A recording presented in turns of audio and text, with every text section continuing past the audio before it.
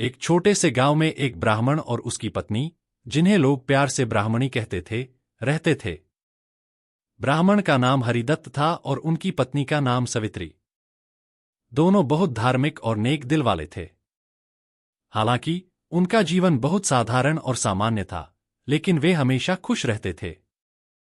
सवित्री ने हाल ही में एक बेटे को जन्म दिया था। ब्राह्मण दंपति अपने बेटे से बहुत प्रेम करते थे और उसे कभी भी अकेला नहीं छोड़ते थे।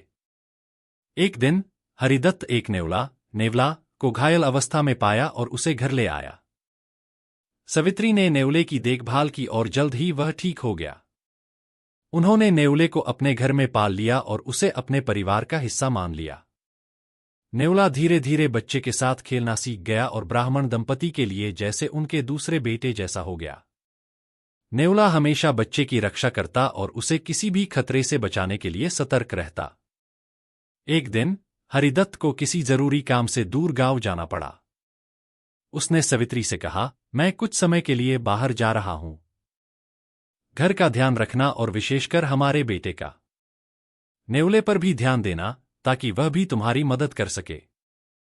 सवित्री ने अपने पति की बात मान ली।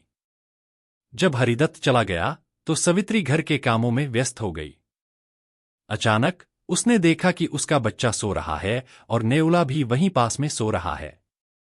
उसने सोचा कि यह अच्छा मौका है कुछ और काम करने का, इसलिए वह रसोई में चली गई। थोड़ी देर बाद जब सवित्री रसोई से लौटी तो उसने देखा कि नेवले के मुंह पर खून लगा हुआ है।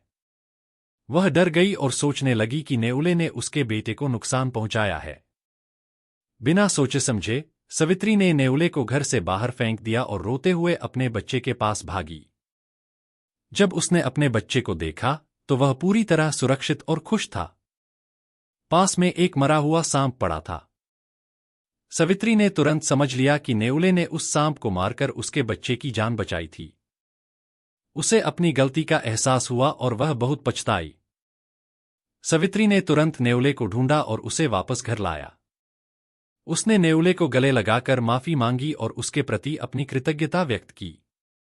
नेवले ने भी अपनी स्वामिनी के प्रेम और पश्चाताप को समझा और घर में फिर से खुशी का माहौल बन गया। जब हरिदत्त घर वापस आया तो सवित्री ने उसे पूरी घटना सुनाई। हरिदत्त ने सवित्री को समझाया कि जल्दबाजी में निर्णय लेना कभी कभी गलत हो सकता है और हमें हमेशा धैर्य और समझदारी से काम लेना चाहिए।